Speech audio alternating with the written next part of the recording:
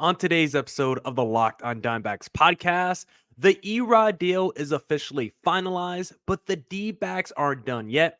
Who is reportedly the next target that the D-backs are going after? You are Locked on Diamondbacks, your daily Arizona Diamondbacks podcast, part of the Locked on Podcast Network, your team every day.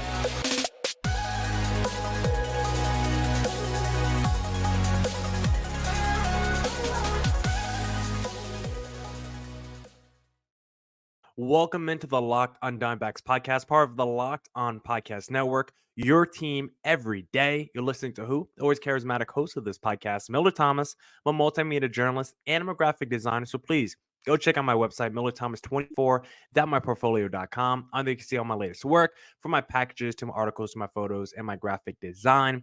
I've been hosting the podcast since 2020, and now the D-backs face one of the biggest off seasons in their franchise's history, coming off a World Series. They've already made some fantastic moves like the Erod pickup, but they're not done yet. And we'll be talking about the D-backs offseason on today's podcast by talking about lessons learned from the San Diego Padres over the last couple years, stop complaining about Shohei Ohtani, and of course, who the next target is for the D-backs post Erod deal. But before I get there, I just want to say thank you for making the Locked on Diamondbacks podcast your first listen every day. I would not be able to do this podcast without you, my loyal listeners, sharing, subscribing, reviewing, doing all that so I could do this podcast for you. Thank you. It's free and available on all platforms, so please continue to tell your friends. And one of those platforms is YouTube, so please hit subscribe to the Locked on Diamondbacks channel on YouTube. And for the YouTube audience, if you notice, I got my lighting correct, so there's no more weird shadows when it comes to framing on my YouTube, because I like doing the virtual backgrounds now. So if you're on the YouTube channel, there should be no more distractions. The video quality should be super clean and crisp now. So I'm very excited going forward to continue to play with these virtual backgrounds I like to use here. But for today's podcast, let's jump right into it and let's talk about the Erod deal getting finalized and who the D-backs might be targeting next. If you're watching this on YouTube, you can see the spoiler with the rundown for today's show. But for the audio listeners, I'm going to try to make it a little bit, more suspenseful for you guys, because the Erod deal, the numbers came in, and of course, we knew the D-backs were signing him for a 4-year, $80 million contract, but we didn't know how the year was going to break down. And this is how Erod's contract is going to break down over the next 4 years. The first year, $14 million, second year, $20, then $21 the third year, then $19 million in the final year. Then he does have a $17 million mutual option for 2028 with a $6 million buyout. It vests at 150 innings pitched in 2027 or 300 innings over 2026 and 2027.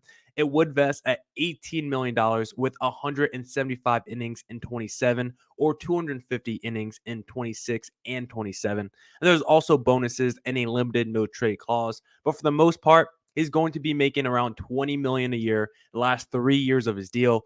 The mutual option probably won't get picked up. He has incentives to make some more money depending on how many innings he pitches during the season or if he gets some Cy Young votes. But for the most part, around $20 million a year for the last 3 years. Then the first year of the deal, only $14 million.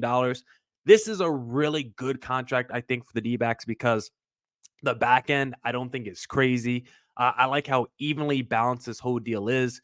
I think it's a pretty creative contract. I don't think you really have to worry about the options on the back end. I don't mind giving Erod incentives, because to me, incentives in a contract, if a player hits those incentives, that means they're, pretty close or probably exceeding the expectations that we had for them when they signed the contract. So for me, I don't mind loading a contract up with incentives, because if you hit your incentives, that means you're probably playing above your contract or playing even better than what we thought you could be when we signed you. So don't mind that at all. And what I love most about this contract breakdown is that first year of Erod's deal, he's only getting $14 million that first year. And that is so important because it gives the D-backs so much more flexibility this offseason to go out there and get one more really good at bat for their lineup. Maybe 2 at-bats, we'll see. The D-backs are already a tick above their franchise record for payroll, and they're definitely going to break the all-time mold by a bigger margin than what it is now because they are not done spending money. And the D-backs can go out there and still add either a left fielder or a righty power bat that could DH, or maybe someone that could do both. And currently, there is someone on the D-backs radar that will fit this mold perfectly that they would like to add to their team. Because if you go check the rumors for today, this guy has been linked to the D-backs today. Jorge Solair. Ken Rosenthal has been reporting that the D-backs and Mariners are both in on Solair. And I got to say, I would absolutely love a Solair to the D-backs. If you're talking about right-handed DHs, JD Martinez is my number one option. But Jorge Solair is not too far away from JD. Now, there is some pros and cons when it comes to a Jorge Solair. He is not a perfect player, but like a Eugenio Suarez, high upside, but he's a little bit flawed. There is some concerns with the Solair, but like a Suarez, when those guys are right, when they're hitting their 80th percentile of what their talent is, those guys are all-star level players. We just know they're kind of yo-yo players too. So when they're on that downswing, it could get kind of ugly sometimes. So Solair, someone this past season with Miami, I mean, just the normal stat line, 853 OPS, 36 home runs. Like, that's what you really care about the most if you're the D-backs, just looking from the traditional stat line. A lot of power from the right side of the plate. And overall, the slugging percentage over 500. Like, this is someone that could just add major pop to your team. Someone that could come in, be the DH, because you're going to have 4 outfielders who are all lefties. So he could be the DH to balance with all those lefty outfielders. And then occasionally he could also be the corner outfielder, play left field. You probably don't want him doing that a ton. He'll probably play more DH, but the days you want to sit Jake McCarthy or Dominic Fletcher, like Jorge Solair can take over left field and do just a fine job at it. So Solair, from a power standpoint, is going to be a really big addition to the team. That's probably where he would help out the D-backs the most. You look at his like batted ball stats on Baseball Reference, exit velocity 91 miles an hour last year, hard hit percentage 48%. Or you look at his stat cast, like this is one of the best players in the league at getting the barrel to the ball. So one of the best players in the league in terms of exit velo and max exit velocity. And he's been that way throughout his entire career. Like, he's always been a dude that has absolutely torn the cover off the ball. So Solair coming to a team that has not displayed a ton of power the last couple years. Major addition to the D-backs if they could pull it off. And he's also coming off a year where he had a career season almost in terms of his strikeout percentage. Like, it was the second best of his career in terms of the K percentage, 24.3%. Still a still a reasonably high strikeout rate, but I do like the fact that it's trending in the opposite direction. His walk rate's also pretty solid, 11% walk rate. So this is a guy that striking out a little bit less, walking a decent amount, home run percentage above 6% last year. Like, there's a lot to like when you're looking at the stats and the profile from Jorge Solair last season. He absolutely crushed lefties. Like, of course, the D-backs are pretty much targeting, if they're going to add another bat, they really want that guy to be batting from the right side of the plate. They really want to add a righty bat, and Jorge Solair is someone that crushed lefties last season with the Marlins. 62 games against lefties, 1080 OPS, 277 average. And he wasn't bad against righties, a 788 OPS against righties with 22 home runs in 133 games. Like, you definitely like that from Solair. Look at his home road splits, crushed it at home and on the road, which I think is important because you have to look at that for some guys, because sometimes a player is just a product of their ballpark, right? A team, if you're a righty playing in Boston, your numbers might be juice. If you're a player in Colorado, your numbers might be juice. A lefty in New York, your numbers might be juice. So the fact that Jorge Solair, his numbers travel at home and on the road, really positive sign. First half, second half, Jorge Solair was able to keep up his production throughout the entire season. Another sign that I like, this wasn't a guy who would just hot in the first half and just rode his numbers throughout the rest of the year, or a guy that just heated up in the second half of the season. This is someone that was consistent throughout the entire year. Maybe had one down month, but outside of that, was a consistent power threat month to month, which is so important. Having that consistency from your players. You can't just have your players get hot for a 2-month stretch and think you're going to do damage. You need your players for the full course of 162 games from start to finish. You need them to be effective. And Solair was able to do that last year with the Marlins. And of course, I love a dude who comes through in the clutch. Solair over an 800 OPS with runners in scoring position, and in high leverage moments, a 283 average, a 1048 OPS last season in high leverage moments with the Marlins. So for the D-backs, they're looking for a righty power bat. Jorge Solair fits that mode perfectly. He can be a 40 home run guy. He can be an RBI producer. He can put the barrel to the ball. And from a power standpoint, the D-backs desperately could add another guy. They could desperately use another guy with Lourdes Gurriel still being a free agent, because like we've talked about, all the D-backs have really done from a power standpoint is replace Lourdes Gurriel with Eugenio Suarez. So imagine if there was no Suarez and Lourdes Gurriel was still in the lineup right now, and then you added, from last year's team, a Jorge Soler to that mix. Think about how much power last year's D-backs team would have if you just plopped in Jorge Soler as your DH. That's kind of, what the D-backs are doing this upcoming season with Suarez now, replacing that production from Lourdes Gurriel. Then you add Jorge Solair in the mix as well. Now you got Solair, Suarez, Ketel Marte, Corbin Carroll, Christian Walker. Like, you got multiple dudes with 25 to maybe 40 home run potential. Like, the D-backs, all of a sudden, you add Solair, you could be one of the 5 best teams in the National League, one of the 10 best teams in Major League Baseball from a home run standpoint, which is not something we've seen from the D-backs in quite some time. So I would absolutely adore Jorge Solair to the Arizona Diamondbacks.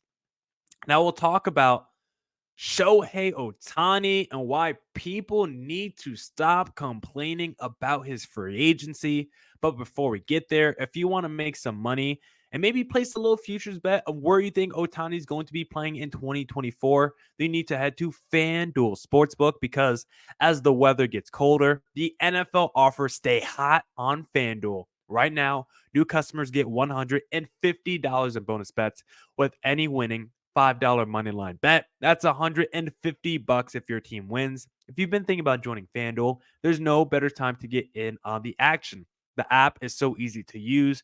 There's a wide range of betting options, including spreads, player props, over-unders, and more. So visit FanDuel.com/lockedon and kick off the NFL season. FanDuel, official partner of the NFL. All right. Let's get back into the Locked On Diamondbacks podcast. If you like the show, follow me on Twitter at CareerThomas24 for my personal account, or look up Locked On Diamondbacks on both Twitter and Instagram for the podcast handle. But now, let's take a break actually from the D-backs, because I do want to talk about some lessons learned from the whole San Diego Padres situation over the last couple of years. But I just want to give a quick PSA on the Shohei Ohtani experience, because I love free agency. I love the offseason. I love talking about player movement as much as I like the on-field product, to be honest. Like, that's why I love the NBA, because there's so much drama surrounding those players, with the rumors of James Harden. Is he quitting on another team? Kyrie always has some kind of fiasco. Is Embiid going to be the next star to ask to be traded? Dame Lillard just asked to be traded last year. Like, it feels like player movement and free agency is such a big part of the NBA, and the discussion surrounding player movement feel very topical. And honestly, it's a lot of fun to talk about player movement in the NBA, player movement in the NFL, with all the quarterback situations we've seen over the last couple of years with the Russell Wilson trades and the Deshaun Watson trades, and where all these big time receivers going to go with Devontae Adams, Tyreek Hill. Like, it's a lot of fun when we talk about player movement and free agency. But in the MLB, for some reason, free agency has just sucked the life out of the media covering the sport. I think it's starting to suck the life out of fans too, because we all want to know where Shohei Ohtani is going. We are all interested in the sweepstakes, but the way MLB media is covering the Ohtani free agency, I just hate, and I think it's kind of disgusting, to be honest, because all the media right now is like, not all of it, but a lot of the media feels like they're upset with Shohei Ohtani for having this crazy philosophy that he wants to keep his business private. Like, I don't understand what we're getting upset at Otani about. Is it because he's not talking to the media and not leaking his sources? Is it because he has a tight camp? Is he like the new age Kawhi Leonard for baseball, where he's like, my camp is tight. If I speak to your team and you leak it, like, I'm not signing with your team, because that's something Kawhi Leonard did when he was a free agent a few years ago. It was him and his uncle. They went to go meet with teams like the Lakers, the Clippers, the Raptors, and they had the same rules in place. If you go out there and talk to the media about the meetings we had, we're probably not going to sign with you. Magic Johnson went out there, talked a whole lot about how Kawhi was going to the Lakers. Reporters were talking about how Kawhi is going to the Lakers. And guess what? The Clippers were the quietest team the whole time. And that's the team he signed with. And so Otani is doing the same thing. He wants to see which teams are going to keep their mouth shut or which teams are going to respect his privacy, because that's the way that you're going to bring Otani in. He wants to know, if I sign with your team, it's not going to be a circus with the media. I know you're going to have my back when it comes to those situations. And the teams that are just not listening to Otani, you're just doing yourself a disservice. I don't understand why the media is also getting so upset with Otani. Like, LeBron, when he made his decision to go to Miami, we were upset at LeBron for making his decision a whole televised event and making it such a big deal and putting his business out there. Like, we were like, oh my God, LeBron, oh, Bob, MJ would never do that. He would just sign. First of all, MJ would never leave, yada, yada. So we got upset at LeBron for making his decision and free agency too big of a televised event, right? But then Otani, he's doing the exact opposite. He's like, I don't want to tell anyone anything. No one's going to know nothing until I sign with the team. And we're upset with him about that. How about this, media? How about you stop giving fake reports like you know what Otani's going to do? Like you even know where he is, because we got reports all day. Otani's gonna go to the Blue Jays, right? When I woke up this morning, all Twitter was talking about Otani to the Blue Jays feels imminent, right? We saw we saw those reports from John Morosi. Otani is on a plane to Toronto, and how many people doubled down? Otani on a plane to Toronto. And then what we found out? What did we find out after that?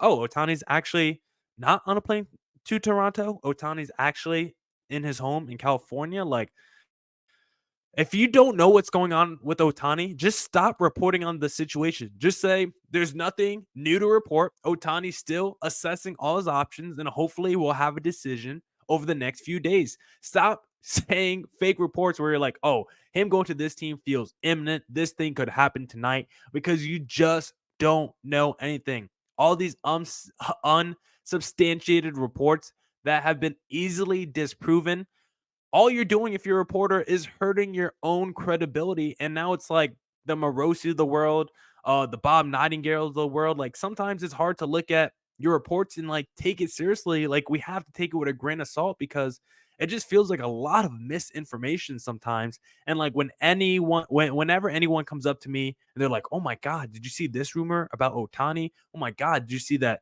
this trade happened or whatever? I'm like, did Jeff Passan tweet it? Did Ken Rosenthal tweet it? Because Jeff Passan is the Adrian Wojnarowski, the Adam Schefter of the MLB. And if I don't hear Jeff Passan say it happened, then I'm honestly just discrediting the whole thing, because I just think you could trust these MLB reporters right now. They're all going for their own personal scoop on the Otani story instead of letting the truth play.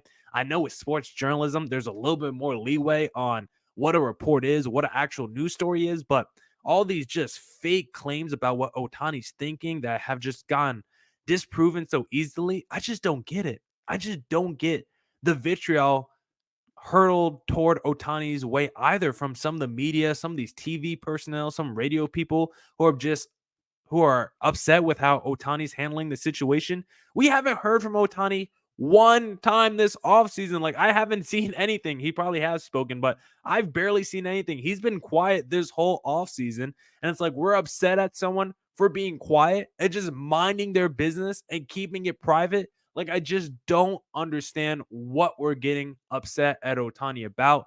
We get upset at all these stars in the NBA and NFL for wanting out and saying that they want to go to a different team and being too vocal at times, right?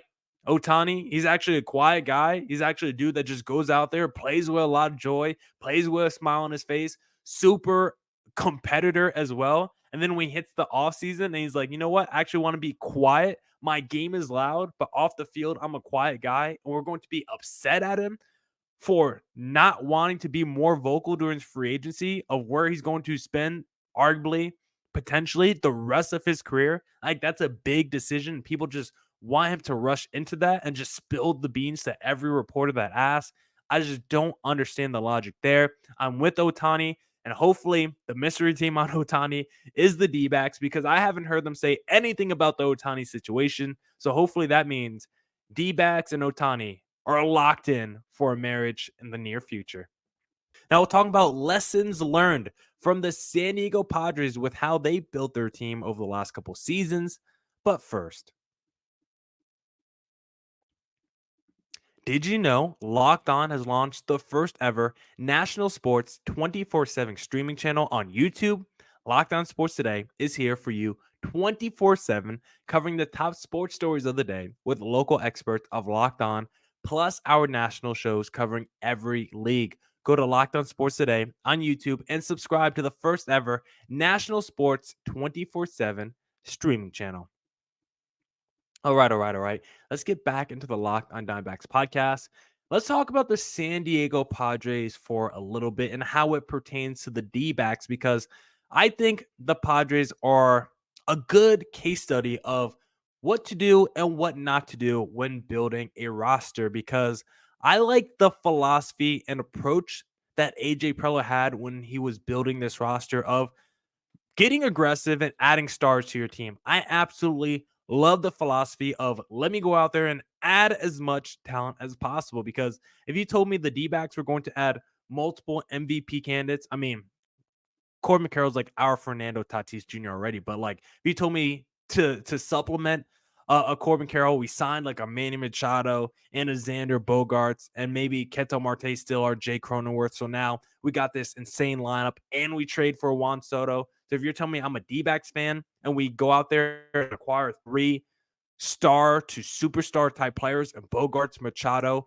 and Juan Soto to supplement my Ketel Marte and my Corbin Carroll, like, how can I not be ecstatic if I was a D-backs fan? And then my rotation, if I already had, Zach Gallen or whatever, and I was still able to go out there and acquire Blake Snell and a Yu Darvish and a Joe Musgrove, like, the Padres, they went out there in the last couple of off seasons. All they've done is just add and stack talent to their roster, add the Blake Snells and the Musgroves and the Darvishes and the Sotos and the Machados and the Bogarts, and they added star after star after star after star. And it did work for a little bit because they did get to the Final Four, not this past season, but in 2022 they were able to get there. And even in 2020, they were able to, have a nice little run. But you can say it feels like the experiment has maybe not worked out for the Padres. We'll see how they bounce back in 2024. But feels like we might see a philosophy flip coming, or maybe they start cleaning house just a little bit for the Padres to help out their payroll going forward. So we might see them unloading some stars. But I like the approach that the Padres took when it came to adding as much talent and star power as possible to your roster. I think that's smart. I think adding elite players is always a smart move. I just think the way they handed out salaries and money was where the Padres went wrong. I think that's the lesson that the D-backs can learn from the San Diego Padres team. I think they should learn you need to add stars to supplement the talent that you grew internally. The D-backs should go out there and spend money like they did with Erod, go out there and acquire players like Suarez, go out there and get another player like Solair or JD Martinez to supplement the talent that you already have on the roster. That's a philosophy that you could take from the Padres. it's never a bad decision to add as much talent as possible to your team. I think the lesson that the D-backs need to learn and watch out for that the Padres did was the way that they divvied out that money to certain dudes. I think the allocation of how they spent their resources was wrong. And I think even in the moment, you knew it was wrong. When you saw Darvish get that extension when he is already on the wrong side of 35, and then they give him an extension that will pay him until I'm trying to look it up real quick, until he's 41 years old. He's going to get like 15 to 16 from 39 to 40 to 41. Like, I don't understand why they gave Darvish that extension when he was already old and already starting to show signs of a decline. Like in 2021, he was an all-star, but in the second half, he came down a little bit, 4.22 ERA. Big year in 2022 with a 3.1 ERA, 194 innings pitched, but you're still like, he's 35 years old. However much he has left on his deal, like that should just be the window, your championship window with a Darvish. But then if you don't win it with Darvish, you just let him go and you try to add someone else to supplement the production that you would have lost from a Darvish. But instead, the Padres, they said, you know what? Let's just give him more money. Let's just make sure he's locked up for the next 6-7 years. And in the moment, I think we all knew that wasn't a smart move, because anytime you give a pitcher a long-term deal past the age of 30, it typically doesn't work out. They were like, let's give a pitcher a long-term deal past the age of 35 that will pay him until the age of 41. Still a pretty substantial salary. Like in the moment, I think we knew the Darvish deal was going to be a bad deal. And then like the Xander Bogaerts deal, I like Xander Bogaerts a lot. I think he's a really, really good shortstop. I think he's an underrated player in baseball. But is he a 10-year, $30 million a year player? No, he isn't. I don't think he's getting $30 million a year, but he's making like $25 million a year over the next like decade, right? Like Bogaerts probably shouldn't get that much money. And it's not just the fact that you gave Bogaerts a super long, super lucrative deal where in the first year you're already starting to feel the effects of that. And it only makes you more nervous and scared for the back half of the contract. Seeing with Manny Machado getting that whatever massive extension he got before the last offseason too, right? Like the Padres, all they did was give out massive extension after massive extension. And I think that's okay, like when you gave it to the Manny Machados of the world. But I think when you start giving out contract extensions to players who are not on Machado's level, like a Xander Bogaerts, or players who are just older, like a Darvish, I think that's where the Padres made a mistake. And it wasn't even the fact that they gave those players the deals. It's also the fact that they gave those players those deals and then also traded everything for Juan Soto and then didn't have the money to pay him because you gave so much more money to a Darvish and you gave Xander Bogaerts that lucrative deal. And now you have to trade away arguably the best player or the second best player on your entire team because you don't have the money to pay him any longer because you spent it on other dudes who are just not as good. Like, to be honest, if you did a trade machine right now where it's Juan Soto for Bogaerts and Darvish straight up, I think you would just take the side that has Juan Soto. And so for the D-backs, that's the lesson that they have to learn. You are allowed to spend money. I want you to go out there and spend money in free agency, add as much talent to the team as possible, but you have to be smart to where you allocate that money, and you have to know who deserves it and who doesn't. I'm not saying Bogaerts or Darvish wasn't deserving of money, but for the amount of years and like the annual salary, like for Darvish, he shouldn't have gotten an extension until the age of 41. I don't mind the annual salary for Bogaerts, but for a 10-year deal or however long it is, like I just don't like that. And the fact that you basically chose Bogaerts over Juan Soto after trading your whole farm system for Juan Soto, I just think that decision making just doesn't make any sense. And so for the D-backs, you just have to be smart with how you allocate your resources. I think they've been smart so far. I think Suarez was a nice upside flyer. Erod, I think the money he's making, not insane, not outrageous. Yes, he has a pretty reasonable price tag, but on a 4-year deal, I would definitely take that. And he's a pretty good pitcher, nice upside mid-rotation starter. You're probably going to go out there. Let's say you sign Solair. That'll probably be for 13 to 15 over a 2-3 year period. So those are the kind of deals I like for the D-backs. Don't get into the habit of signing these 10-year deals to free agents. That's where you get into a little bit of trouble. I like that kind of signing when you do it to a Corbin Carroll before they really pop. But for these 32-year-old free agents, unless your name is Yamamoto, it's probably not a smart decision to sign you to 8+ years. And for the D-backs, once you know who's locked into your team that you want to build around going forward, make sure it's those guys that you pay. If you're the Padres and you thought Juan Soto was going to be a building block for you going forward, then why didn't you pay him? Why did you decide to choose the other guys? The D-backs, they know they want Corbin Carroll. They know they want Ketel Marte. They want Gallen. Like, they're going to lock up everyone that they want to keep long term, which I think is the smart decision. Don't just start handing out money willy-nilly. I think that's the issue that the Padres got into. They just forgot that you actually, once you sign a contract, you actually have to pay those players. I think they forgot.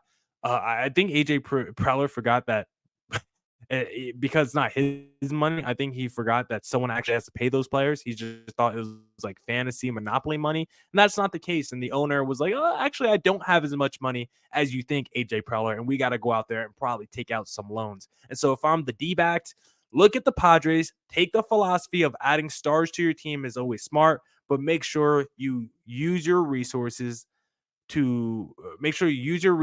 properly, allocate your funds properly, and don't overspend on any one free agent.